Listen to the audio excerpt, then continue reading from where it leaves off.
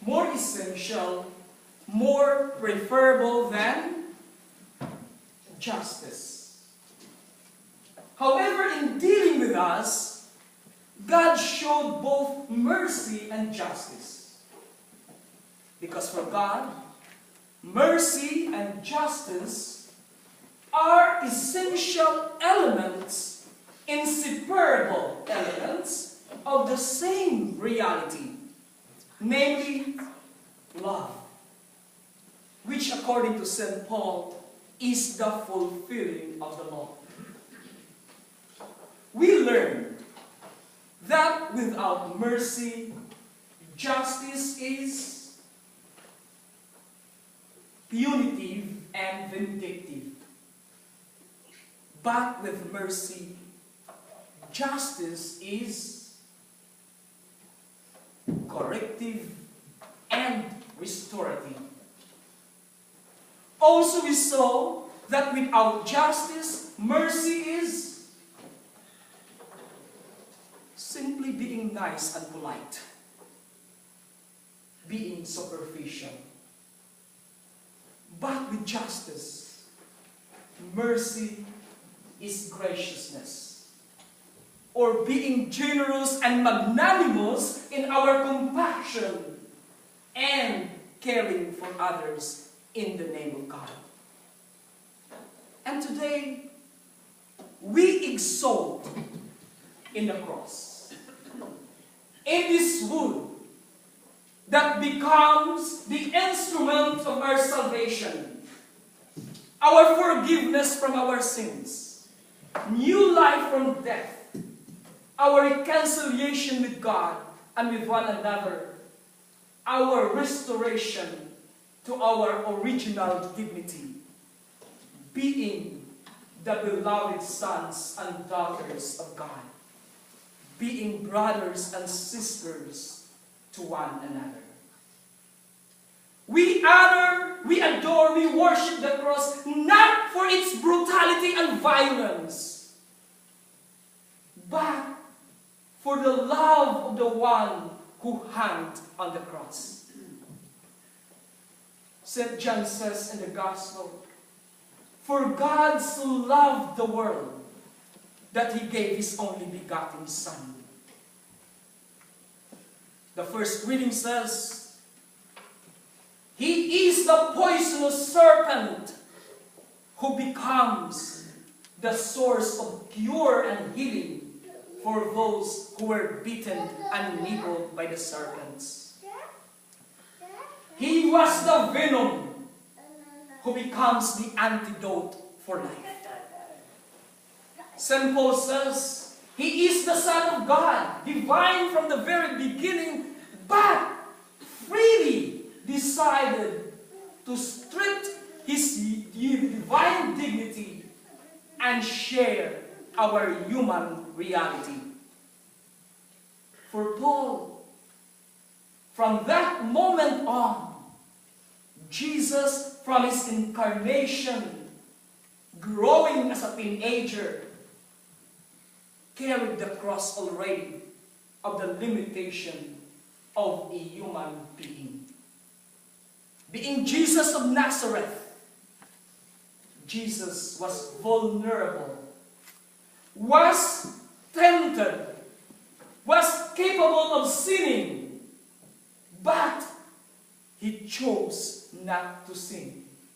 He chose to be committed and obedient to His Father.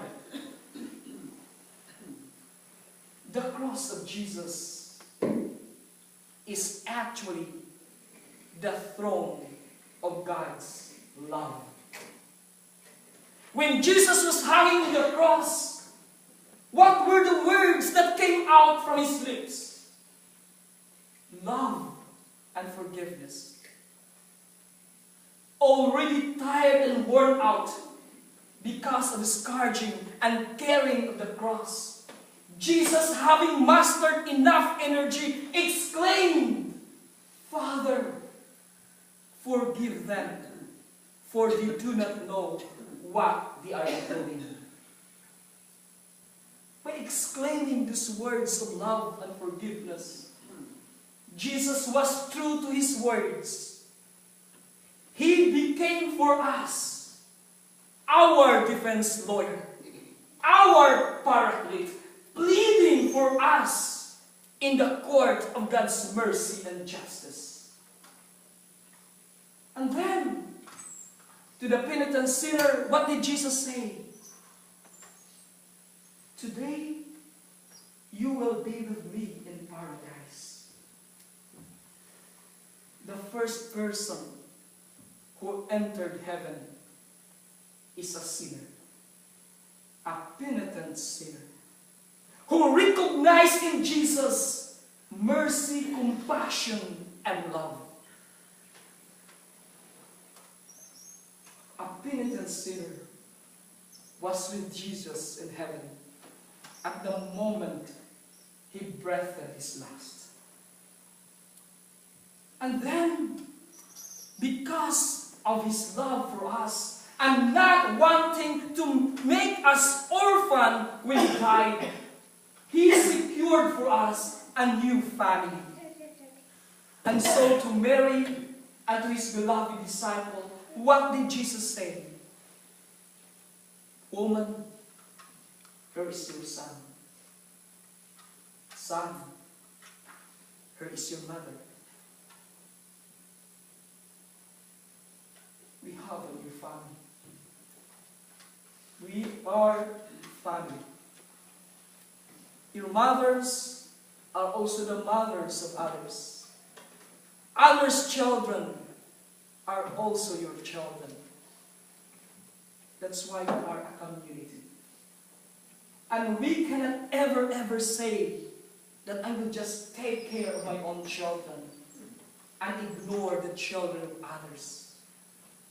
We have a moral responsibility to care for everyone, even if that someone is not a blood relation to us. Because we are spiritually related to one another. Because Jesus shed blood for us.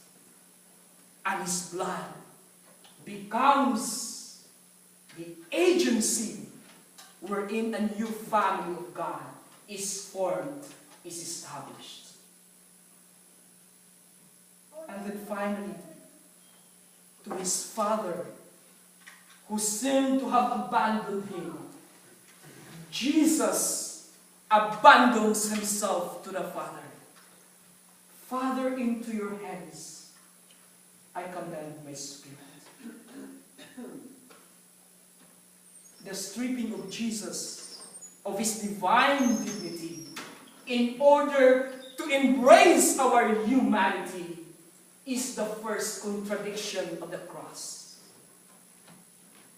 Humanity is what is common between us and God. But we do not appreciate completely our humanity. We hate to be a person. That is why we try our best to look different.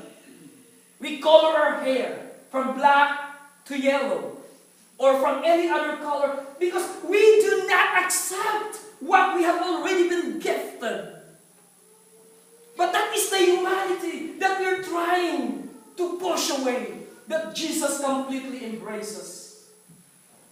So that in dying on the cross, He can lift up humanity again. And we can have new eyes to see humanity as beautiful, as good, as truthful. That is the other contradiction. The cross is humiliation, but it is also the highest exaltation. And this is the cross that all of us are baptized into. To be a Christian is not to be successful, is not to be privileged. To be a Christian is to be nailed on the cross. That is why it's scary. Because it's real.